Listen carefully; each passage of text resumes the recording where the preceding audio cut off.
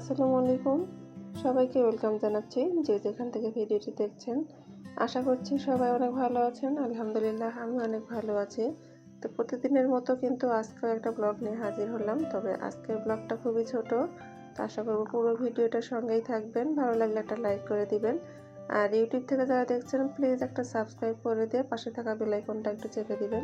যাতে করে যখনই কোনো আমি ভিডিও ছাড়ি সঙ্গে সঙ্গে একটা নোটিফিকেশন পেয়ে যান।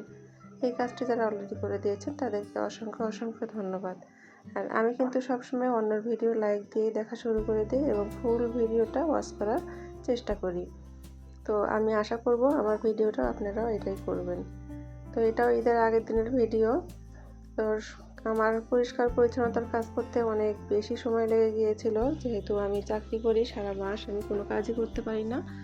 তো এখন যেহেতু ছুটির টাইম, তাই অনেক বেশি টাইম লেগে গিয়েছে আমার সব কিছু পরিষ্কার করতে। আমি কিন্তু ঈদ ব্লগের ভিডিও দিব আরও পরে, সবাই কিন্তু দিয়ে দিয়েছে। যেহেতু আমি ঈদের আগের ভিডিও এখনও কমপ্লিট করতে পারিনি শেয়ার করা আপনাদের সঙ্গে, তাই আমার ঈদের ব্লগটা ছাড়া একটু লেট হচ্ছে। তো যাই হোক, আমি ক্যামেরাটা সবগুলো জিনিস ধুয়ে নিয়েছি, মানে পরিষ্কার করে নিয়েছিলাম। এগুলো সবগুলো নামিয়ে কিছুটা আমার আগে ধোয়া ছিল, তারপরে বাদ বাকিগুলো আমি ঈদের আগের দিন ধুয়েছি। আমার হাজব্যান্ড বারবার নিষেধ করছিল যে এগুলো এখন ধোয়ার দরকার নাই, ঈদের পরে ধোও। আমি বললাম যে না, ঈদের পরে আমার অনেক বেশি কাজ আছে আরও, তো আমি আজকে এগুলো ধুয়ে নিব। তো সেদিন খুব বেশি ভিডিও করতে পারিনি, কারণ সেদিন অনেক বেশি কাজ করেছিলাম। এগুলো ধোয়ার পর এই যে সঙ্গে অন্য কাপড়গুলো ধুয়েছিলাম, পর্দাগুলো নামিয়ে নিয়েছিলাম।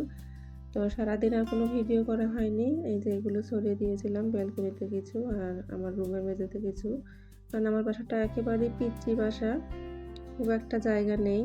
তো এর মধ্যেই আমাকে সংসার করতে হয়। তো তারপরে সন্ধ্যার পর, এই যে ইফতার পর আমি এগুলো গোছাতে আসছি। তো লাইটের আলোতে কিন্তু আমার ক্যামেরাটা খুবই বাজে অবস্থা। তো এর মধ্যে ভিডিও করতে হয়, কিছুই করার নেই। আমি পর্দাগুলো কিন্তু সব অফ ক্যামেরাতেই লাগিয়ে নিয়েছি, এগুলো দিনের বেলাতে এগুলো করেছিলাম। আর ইফতার পর এসে যেগুলো গোছাচ্ছিলাম ক্যাবিনেটটা, আসলে যখন সকালে বের করেছিলাম তখন কিন্তু এতটা ঝামেলা মনে হয়নি। গোছানোর টাইমটা একটু বেশি লাগে, কারণ অনেক চিন্তা ভাবনা করে গোছাইতে হয়। তারপরে যেগুলো আরও কাপড় চোপড় ছিল ধুয়ে দিয়েছিলাম, সেগুলো সব গুছিয়ে নিচ্ছিলাম। সারাদিন রোজা রাখার পর ইফতার পর কিন্তু গাটা এমনিতেই ছেড়ে দেয়। তারপরেও অনেক কাজ করেছিলাম, অনেক বেশি টায়ার্ড লাগতেছিল, মনে হচ্ছিল না যে আমি ভিডিওটা করি। তারপরেও একটু শর্ট নিয়েছি। গোছানো মোটামুটি কমপ্লিট হয়ে গিয়েছে এই রুমটা। তো সবগুলো রুম এখনো গোছানো হয়নি। পর্দাগুলো নতুন নিয়েছিলাম, কেমন হয়েছে প্লিজ জানাবেন। আর আজকে এখানেই রেখে দিচ্ছি, ভুল ত্রুটি মার্জনা করবেন। আল্লাহ হাফেজ।